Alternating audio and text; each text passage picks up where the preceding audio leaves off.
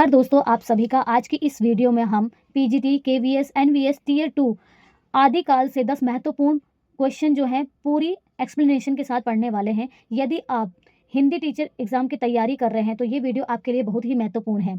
तो आइए आज हम शुरू करेंगे आदिकाल से। विद्यापति ने अपना कौन सा ग्रंथ मैथिली भाषा में लिखा है? तो इसका जो हमारा आंसर होगा वो पदावली होगा। और इसकी एक्सप्लेनेशन जो सॉल्यूशन है देख सकते हैं। पदावली की रचना विद्यापति ने मैथिली भाषा में की थी। विद्यापति मैथिली कोकिल नाम से काफी प्रसिद्ध कवि हैं। कीर्तिलता, कीर्ति पताका इनकी अन्य अवहट भाषा की रचना है। विद्यापति मैथिल कोकिल, विद्यापति का जो जन्म है वो 1352 से लेकर 1448 ईस्वी। मैथिली और संस्कृत कवि, संगीतकार, लेखक, दरबारी और राजपुरोहित थे। वे शिव के भक्त थे, लेकिन उन्होंने प्रेम गीत और भक्ति वैष्णव गीत भी लिखे। उन्हें मैथिल कवि कोकिल, मैथिल के कवि कोयल के नाम से भी जाना जाता है। हमारा अगला क्वेश्चन है, अमीर खुसरो ने हिंदी के लिए कौन सा शब्द प्रयुक्त किया था? तो इसका जो आंसर है हिंदवी।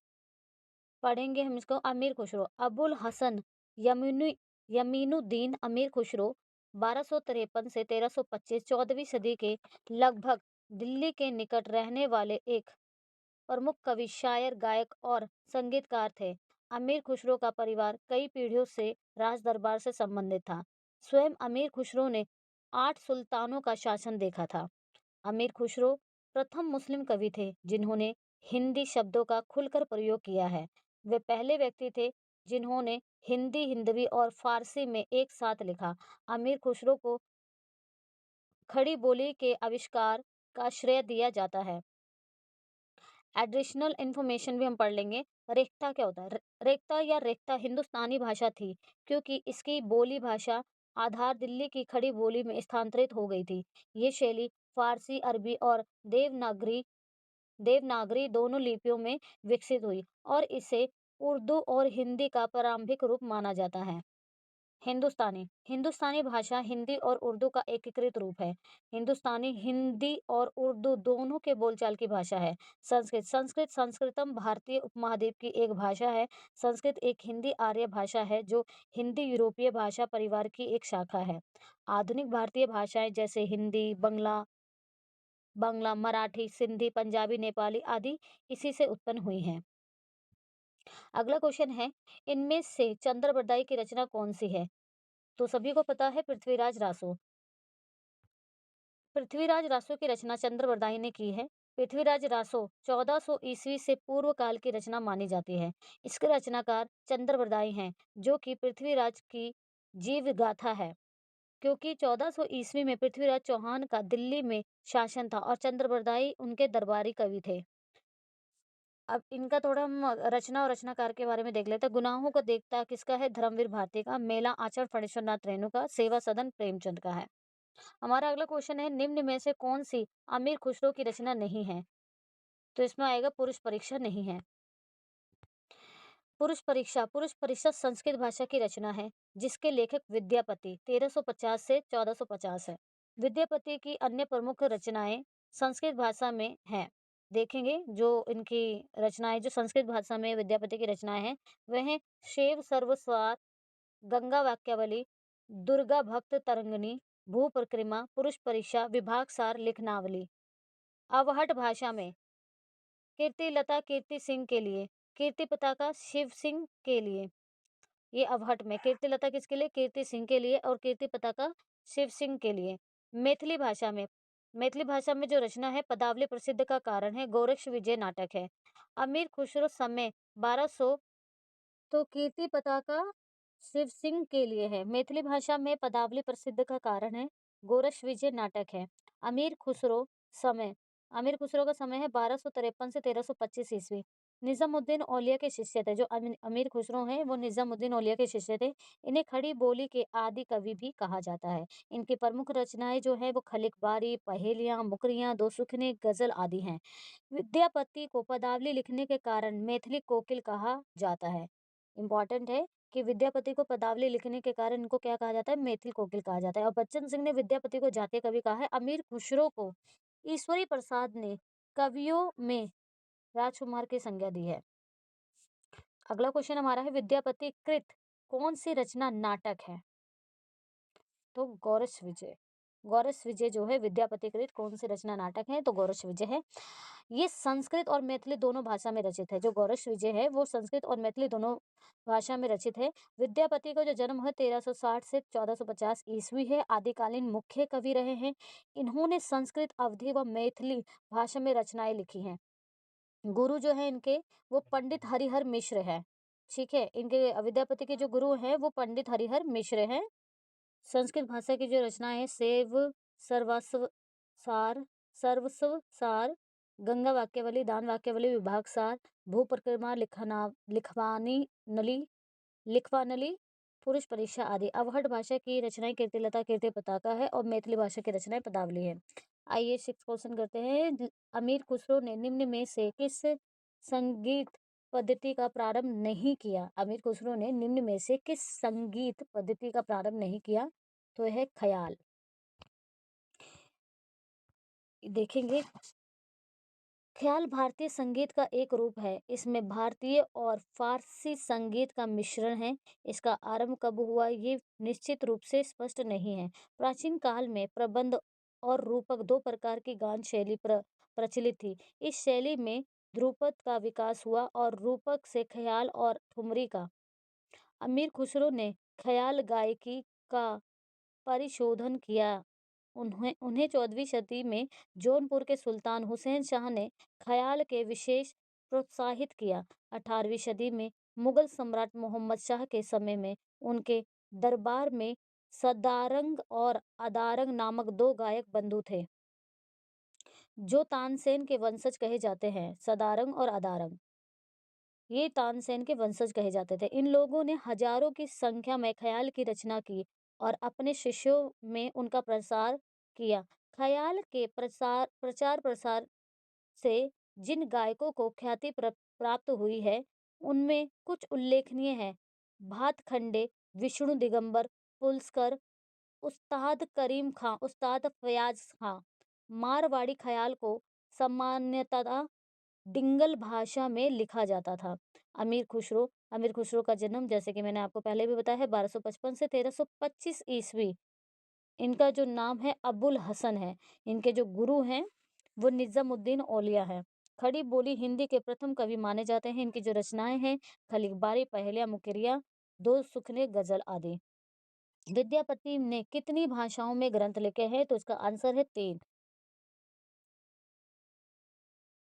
जन्म जो है इनका 1360 से 1450।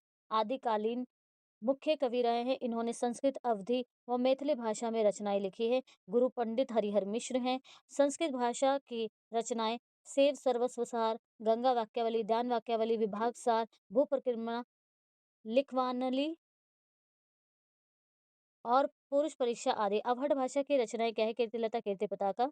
मैथिली भाषा की जो रचना है पदावली, गोरक्ष विजय। आचार्य शुक्ल इनके बारे में क्या कहते हैं कि विद्यापति के पद अधिकतर श्रृंगार के ही हैं, जिनमें नायिका और नायक राधा कृष्ण है। अगला पढ़ेंगे, अमीर खुसरो को पहेलियां और मुकरियां किस भाषा में है? इनकी जो पहेलियां और मुकरियां हैं वो खड़ी बोली में है। अमीर खुसरो की पहेलियां जो है खड़ी बोली में है। ठेठ हिंदी परिनिष्ठ पश्चिम हिंदी का एक रूप खड़ी बोली निम्नलिखित स्थानों के ग्रामीण क्षेत्रों में बोली जाती है। मेरठ, बिजनौर, मुजफ्फरनगर, सहारनपुर, देहरादून के मैदानी भाग, अंबाला, कलसिया और पटियाला के पूर्वी भाग, रामपुर और मुरादाबाद। खड़ी बोली में ही अनेक लेखक ने अपनी रचनाएं की हैं, जिनमें प्रमुख अमीर खुसरो, भारतेंदु हरिश्चंद्र, प्रताप नारायण मिश्र, अयोध्या सिंह उपाध्याय, हरिओद इत्यादि है। प्रमुख रचनाएं मसनवी, किरान किरानुस्सादेन, मल्लोल अनवर, शिरीन खुसरो, मजनू लैला, आईने सिकंदरी, हस्तविहिस जो है इनकी रचनाएं हैं। इनका जो पूरा नाम है वो अमीर सैफुद्दीन खुसरो है। तो जो अमीर खुसरो का पूरा नाम है अमीर सैफुद्दीन खुसरो है। जन्म इनका 1253 ईस्वी, जन्म भूमि एटा उत्तर प्रदेश में हुआ था। मृत्यु उनकी 1325 में हुई थी। कर्म क्षेत्र संगीतज्ञ कवि हैं। भाषा ब्रज, हिंदी, फारसी, खड़ी बोली। विशेष मृदंग को काट। योगदान कर तबला बनाया, सितार में सुधार किए। उर्दू जो है, उर्दू भाषा हिंदी आर्य भाषा के उर्दू भाषा हिंदुस्तानी भाषा की एक मानकीकृत रूप मानी जाती है। उर्दू में संस्कृत के तत्सम शब्द न्यून है और अरबी फारसी और संस्कृत से तद्भव शब्द अधिक है। ये मुख्यतः दक्षिण एशिया में बोली जाती है। उर्दू भाषा में ही अनेक कवियों ने अपनी रचनाएं की हैं, जिनमें प्रमुख अमीर खुसरो नवाज, बंदो कबीर गालिब इत्यादि। अवधी अवधी हिंदी क्षेत्र के एक उपभाषा है। ये उत्तर प्रदेश में अवधी क्षेत्र, लखनऊ, बहराइच, हरदोई, सीतापुर, लखीमपुर, फैजाबाद, प्रतापगढ़, सुल्तानपुर, इलाहाबाद तथा फतेहपुर, मिर्जापुर, जौनपुर आदि कुछ अन्य जिलों से भी बोली जाती है। अवधी भाषा में ही अनेक कवियों ने अपनी रचनाएं की हैं, जिनमें प्रमुख है तुलसीदास, कुतुबुन रहीम, कबीर, मलिक। याद रखिएगा, अवधी भाषा में ही अनेक कवियों ने अपनी रचनाएं की हैं, जिनमें प्रमुख हैं तुलसीदास, कुतुबुन रहीम, कबीर, मलिक मोहम्मद इत्यादि। ब्रज भाषा एक क्षेत्रीय ग्रामीण भाषा है जो पश्चिमी उत्तर प्रदेश एवं उत्तराखंड में बोली जाती है। इसके अलावा ये भाषा हरियाणा, राजस्थान और मध्य प्रदेश के कुछ जनपदों में भी बोली जाती है। ब्रज भाषा में ही अनेक भक्त कवि ने अपनी रचनाएं की हैं, जिनमें प्रमुख सूरदास, रहीम, रसखान, केशव, घनानंद बिहारी इत्यादि हैं। रामचंद्र शुक्ल के अनुसार चंद्रबरदाई क्या है? तो इसका जो आंसर होगा, केवल कवित्त रचयिता है। ये हिंदी के प्रथम महाकवि हैं। तो हिंदी के तो प्रथम महाकवि हैं और व्याकरण में पारंगत है। तो बी और डी इसका आंसर होगा। इसमें पढ़ेंगे, रामचंद्र शुक्ल के अनुसार चंद्रबरदाई हैं हिंदी के प्रथम महाकवि और व्याकरण में पारंगत। चंद्रबरदाई पृथ्वीराज रासो 12वीं सदी के रचयिता है। इंपॉर्टेंट है। पृथ्वीराज रासो पिंगल शैली में लिखा रासो काव्य है। चंद्रबरदाई ने पृथ्वीराज चौहान के शौर्य और वीरता के अलावा संयोगिता के साथ उनकी प्रेम कहानी का भी सुंदर वर्णन किया है। आचार्य शुक्ल चंद्रबरदाई हिंदी के प्रथम महाकवि माने जाते हैं और इनका पृथ्वीराज रासो हिंदी का प्रथम महाकाव्य है। इसमें 69 समय सर्ग और 68 प्रकार के छंदों का प्रयोग हुआ है। याद रखिएगा, कितने सर्ग हैं? 69 सर्ग है और 68 जो है वो छंदों का प्रयोग किया गया है। अन्य आलोचक का कथन है कि हिंदी का वास्तविक प्रथम महाकवि चंद्रबरदाई को ही कहा जा सकता है। ये किसने कहा है कि हिंदी का वास्तविक प्रथम महाकवि चंद्रबरदाई को ही कहा जा सकता है? ये मिश्र बंधु ने कहा। ये एक राजनीतिक महाकाव्य है, ये बच्चन सिंह ने कहा है। तो वेरी वेरी इंपॉर्टेंट है। ये आलोचकों का कहना है। बच्चन सिंह ने कहा है ये एक राजनीतिक महाकाव्य है और हिंदी का वास्तविक प्रथम महाकवि चंद्रबरदाई को ही कहा जा सकता है।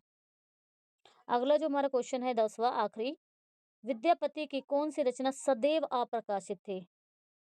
तो इसका आंसर, सॉरी गलत हो गया, ये कीर्ति पताका होगी।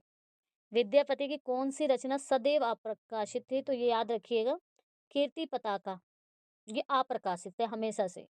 तो विद्यापति की कीर्ति पताका अप्रकाशित रही है, अतः उपयुक्त विकल्पों में से जो है कीर्ति पताका सही है तथा अन्य विकल्प असंगत है। कीर्ति पताका सदैव अप्रकाशित रही है। ये अवहट भाषा में है।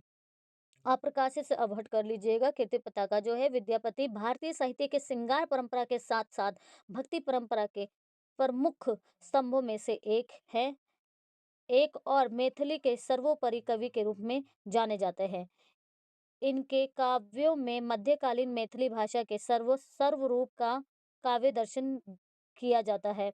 इन्हें वैष्णव शैव और शाक्त भक्ति सेतु के रूप में भी स्वीकार किया गया है। मिथिला के लोगों को देसिल बयाना सब्जन मिठा का सूत्र देकर मिथिला के लोगों को देसिल बयाना सब्जन मिठा ते तैसन जपाऊं अवहट्टा, उनको ये सूत्र देकर इन्होंने उत्तरी बिहार